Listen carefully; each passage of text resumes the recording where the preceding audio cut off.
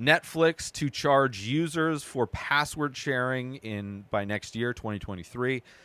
They just released their ad-supported price reduction structure, whatever, subscription plan. So if you want to pay less for a Netflix subscription, they have an ad-supported one, which is similar to, I personally have the ad-supported subscription of Peacock, right? There was a deal, $20 for the year. Great deal. Peacock, I love Parks and Rec. I love The Office. Yeah, I will pay $20 for the year to have access to all of those episodes. And then there's good movies. Like this week I watched Halloween Ends, which maybe not the best example, but a good movie. Vengeance is on there, good movie. They have good movies that come on there too. And what I like is that the ads for movies play before the movie starts. So the movie is not interrupted by ads. TV shows, ads are inserted as normal TV shows would have, but for $20 a month, or a year, that's cheap. So Netflix came out with their ad model for reduced price. Haven't heard how that's structured. I know HBO Max, their ad-based plan is not like Peacock, where, from what I've heard, HBO Max will put ads in movies like every hour or something. There's an ad, or there's a certain amount of time you will be watching, like a minute of ads for every hour of content or something like that. I don't know the breakdown of it, and I'm not specifically sure if that means it interrupts movies, but not a fan of that. Even though I love Tubi, they have a lot of crazy assortments of movies, some fringe, some lesser-known oddball films, also some great films. They put ads in there. I'm fine with that. It's a free service. I'm not paying for Tubi. I'm okay with an ad being playing for a free movie I'm watching. That's fine. But if you're paying for a service and you're watching a movie, to have a movie interrupted with ads is a bummer. But this is another thing which they've tested out in another country. I forget where. But the password sharing, which seems like an attack on families. Because there's a lot of families that share password. There's definitely friends that share passwords. I'm sure there's roommates that share passwords. And it seems like the way this is going to shake out is that people that are living in the same home can use a password. But if you are connecting through a different IP address, right? If you're logging in from a different location, let's say, which I don't know how that would work if, like, you're a student or you go to work and you watch Netflix on your break. I don't know how that works. But you will have to pay an additional charge, which in this case is saying $3 a month, to add additional people to your account.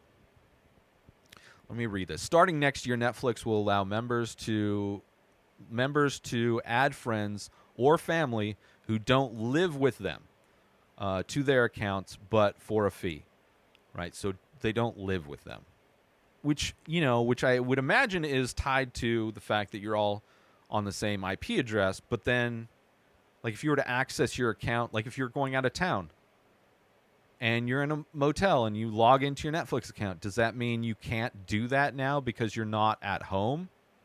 Are they going to be like, oh, you got to pay us a $3 fee? See, I don't know how that works. Or maybe when you sign up, all of your devices when you initially sign up have to. I don't know how it's going to work out. For a fee, the move seems similar as to what the streaming giant has been testing in Latin America. So there you go.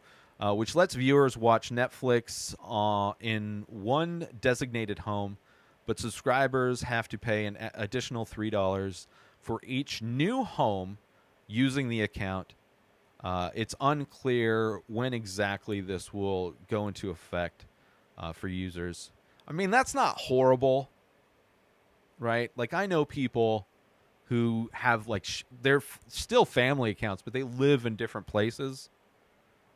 So an extra $3, assuming you're I mean, that's cheaper than a whole new account. So it's not horrible, but it'll be interesting to see the specifics on how that all works out. But kind of a bummer. I mean, like with these shows, once they plateau with subscribers where it's like they can't sign any more subscribers up, then the only way for these public companies to start making more revenue are to increase the prices, right? Which is like something Disney does constantly. Disney's constantly raising prices on everything. Every Disney product, the price changes up, trends upward constantly, whether it's to their amusement parks, their streaming services, their pay-per-view costs for sporting events. Everything is they're constantly squeezing every penny out of their customers, right? Disney and gas companies, probably the worst price gougers in American capitalism. So, they're going to have to do this. They add the ad-based lower cost service in order to gain more subscribers, entice them with a lower priced plan. That's going to help raise their numbers. Maybe they get a hit show where people subscribe. They get another like Stranger Things or something like that. I mean, they have good shows. They have good movies. I like the stuff they put out. They put out a ton of stuff that I don't ever watch. It's impossible to watch everything that they put out. But I don't know. It seems like it's just going to keep going up, and it's kind of ridiculous. And there's so much competition too. So it's like, I don't know. Netflix is still one of the premium ones. HBO Max, great stuff, great shows, great movies. I'm actually really surprised with Peacock. Great deal, $20 for the year. I mean, I think Netflix is probably up to $20 a month. I am on somebody else's family plan.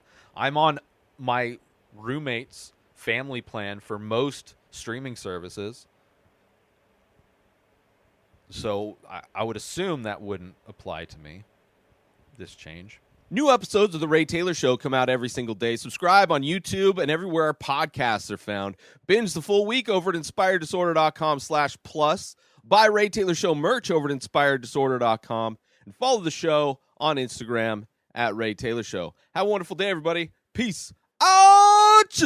Today is the day where you wake up and you realize that everything that you've been dreaming about, everything that you've been wanting, every goal and wish and hope that you've ever had can become real. Dreams can come true. What you manifest in your mind, you can